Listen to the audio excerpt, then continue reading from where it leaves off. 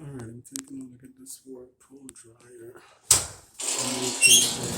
Some Pinoy. That's the model number. You can hear it.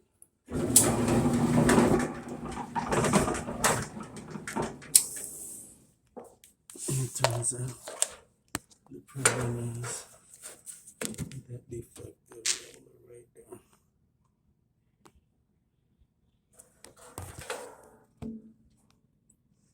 Needs to be replaced. And inside the cabinet needs to be vacuumed and cleaned out.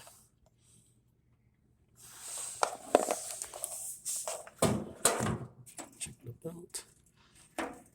Belt looks to be in good condition. Roller pulley seems to be okay.